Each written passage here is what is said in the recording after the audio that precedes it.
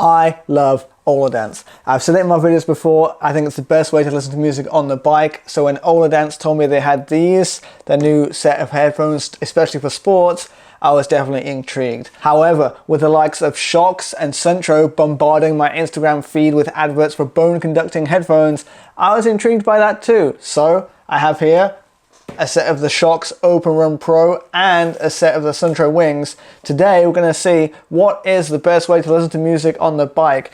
Is it Oladance's new OWS Sports, or is it the Shokz Openrun Pro or the SUUNTO Wing? Let's find out.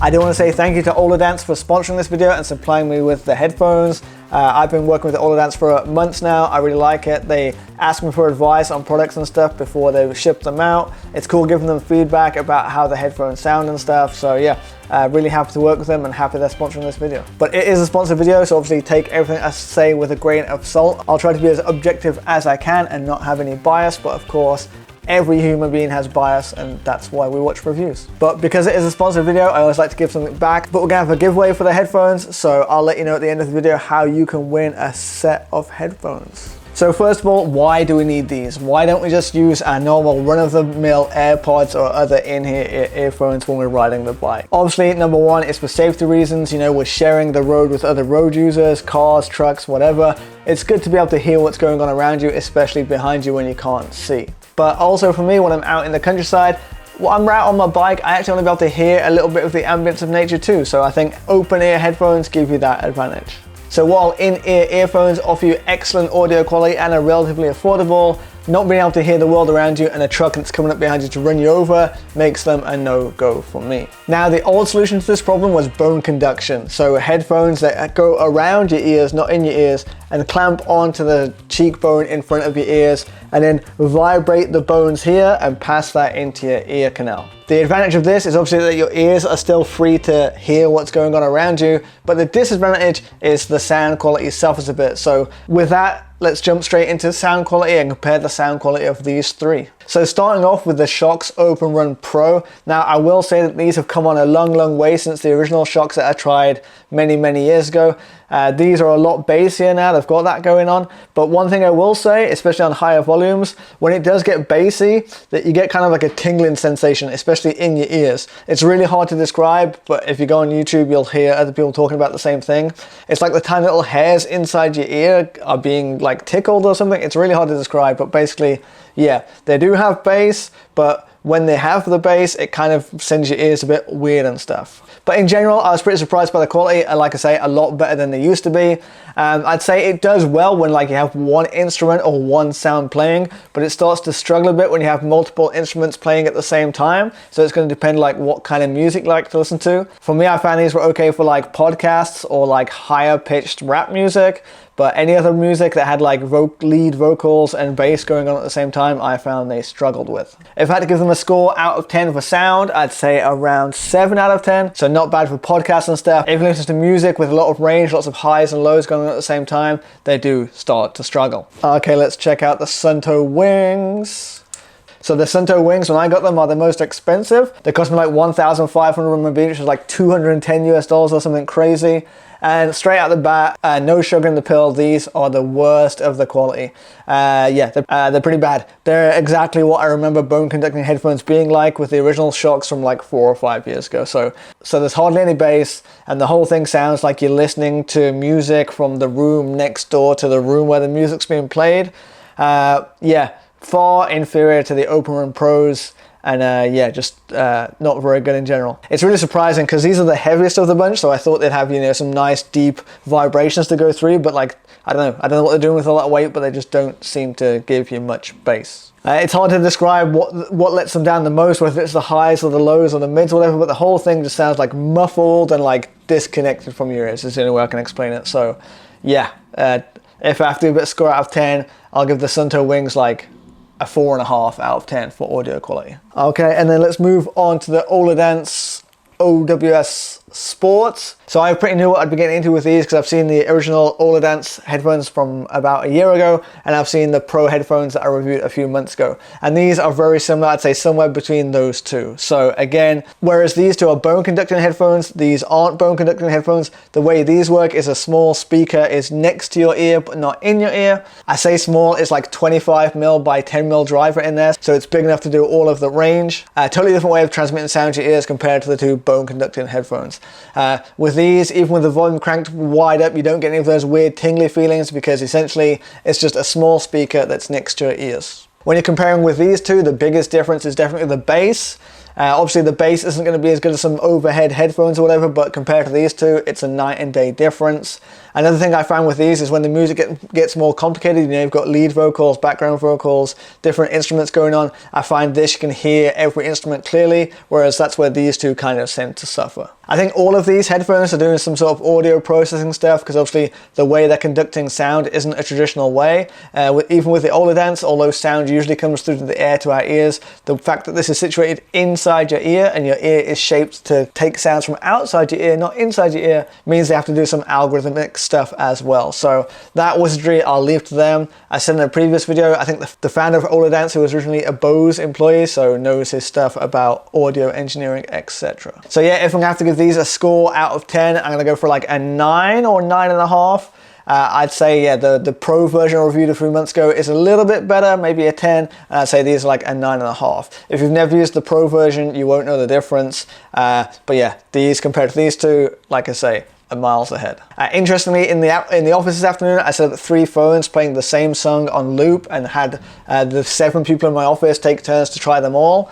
Out of 7 people, 6 people said they prefer the Oladance, and the last person said they thought all 3 were about the same. So a pretty unanimous decision in favor of the Oladance. Everyone said the same thing about the Shokz Openrun Pro. When you turned it up too loud, the tingling, weird sensation in your ears was uncomfortable for everyone. So yeah, I'm not entirely sure how they're doing it. I know they've got a couple of like Qualcomm chips in here, and like I said, they've got that big 25 by 10mm driver, and also their like virtual bass algorithm or whatever. I don't know how they're doing it, but what I do know is that these sound the best. Of course, it's not a China cycling video without the scales of truth, so let's have a quick see how they compare on the scales. I couldn't find the Oladance for a second, they're on my head. That's how light they are, they forget on your head. But no, let's start with those. So on the Oladance, 26.7 grams. So 26.7 grams for the Oladance. Let's check out the Openrun Pro. The Shokz, 28.6 grams, so like 2 grams or 10-ish% heavier for the Shokz. And let's check out the Wings. Like I say, these feel the heaviest in the hands. And yeah, 34 grams or like 33.5 grams for the Wings. So the Wings are the heaviest, and then the Openrun Pros second heaviest, and Oladance are the lightest. As a weight weenie, obviously I'm always drawn to the lighter stuff, but especially this stuff, you know, it's hooked on your ear all day or all day that you're out riding. Every gram's gonna count in terms of making it comfortable on longer rides. So yeah, in that, the Oladance definitely wins. Like I say, when you're wearing these, you often forget you're wearing them. Generally, they're super comfortable to wear all day. When I saw they were so light and lighter than the Shokz, I assumed that they'd save the weight on the battery. Actually, the Oladance is rated for 15 hours battery, whereas the Shokz, I believe, are 10 hours battery. So, yeah. So let's talk about some of the other features of the Oladance. So the main difference between this and the previous Oladance obviously is this. Now they're connected by this wire.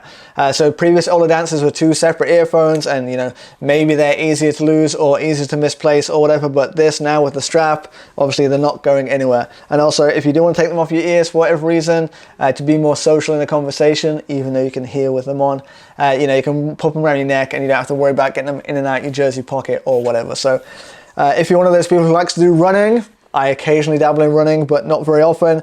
Obviously, this kind of strap design is more popular for running as well. Over the neck, it never gets in the way in the cycling position either. Like, it will touch your neck the first time, but then it kind of moves into a position and doesn't touch your neck. So I had no issues with it. The strap at the back hitting my neck when I was, you know, super aero on the aero HUDs position or whatever. So no need to worry about that. And obviously the first thing I test with all of these things is how do they fit on your ears, because obviously as a cyclist you got helmet straps coming in here, you got sunglasses coming in here, and it's a bit of a busy area. But like the other Oladances, happy to report, nothing gets in the way of everything plays nice. Another feature of the headphones is their water resistance. So they are IPX8 water resistance. Obviously, as a sports product, they need to be water resistant in case you're sweating on them, or you're out in the rain or whatever. But let's say you accidentally drop them in a bowl of water. Oh no, what am I going to do? I seem to have dropped my headphones in a bowl of water. What a terrible shame. Let me just turn the volume up and see. I don't know if you can hear. And they're still working. So yeah, no problem. Although now I have wet ears. But yeah, so water resistance, IPX8, no problem. Another feature is wind reduction. So again, lots of things these days all have this wind reduction technology, and that does help. I've been riding with these a few times. I've answered calls. I've had conversations with people on the other side. No one said it sounds funny or whatever. So it seems to be working, I guess. I find it really convenient these days. You're riding along, someone phones you on your Garmin, it says who it is. You can either answer or hang up. And yeah, if you answer, you can have a conversation. Don't have to stop your ride. Super convenient. Another feature I really love, which I didn't know I needed it until I had it, was the multi-point connect. So as soon as these turn on, they connect to my phone and my computer at the same time, which is cool for me because, I seamlessly move between the two. I'm working away on my computer watching YouTube, and then someone calls me, I answer a call, and then that goes straight to my headphones. So that's super cool, super seamless. I love that feature a lot. But yeah, really cool to have the water resistance on that. I believe the Shokz are IPS5 water resistance. So yeah, a bit better water resistance on these. Another difference between these and the previous Oladances is now we have physical clicky buttons on here. So the other Oladances use like touch pads and swipe things and stuff, but sometimes if your hands get a bit sweaty, those things don't work very well. You have to wipe on your jersey first, then press it. But these, we now have all physical clicky buttons, so no worries about that. Sweaty hands, gloves, anything, you can use them just fine. So actually all three of these have the same like 2 buttons on the right, 1 button on the left interface. On the right is your volume up, volume down, and power on, and on the left, single press to play, 2 presses for next track, 3 presses for previous track, but you can customize what each button does in the app. Speaking of buttons, we also have this. Now what is this, I hear you ask? This is, it's a button, a big giant button. So the idea is you can mount this on your handlebar, especially if it's a mountain bike or a city bike or whatever. Put it next to your thumb somewhere or anywhere on your handlebar. And yeah, it's a button. So yeah, you can pause your music and play your music, etc. For me, a bit of a gimmick. I'm fine just taking one hand off the bar and pressing up here, but if you are not comfortable taking your hands off the handlebars and you want to change music or pause your music or answer a phone call or whatever, this could be for you. I'm sure there's a need or something for it out there somewhere. So yeah, for me, not really a killer feature, but if you need it, they have it as an optional extra. Okay, so now I'm just adding this in because I found this very interesting. So this is hard for me to show, but basically this is a place to put the button, in my opinion, if you're on a road bike, because it doesn't get in the way when you're riding and you can still press it using your wrist. Don't even have to take your hands off the lever. Yeah, so if you are scared of taking your hands off the brakes or the controls or whatever, I find that's a good place to put it.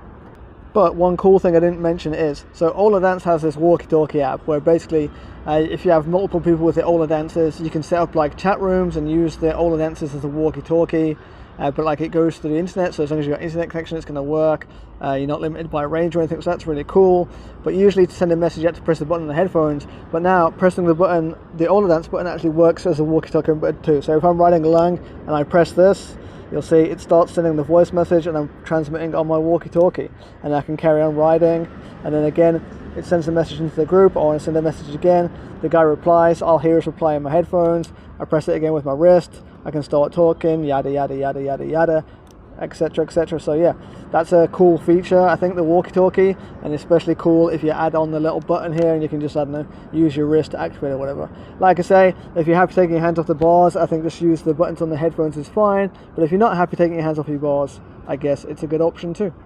It seems like a bit of a gimmick, but I think all of these have their own kind of gimmicky things.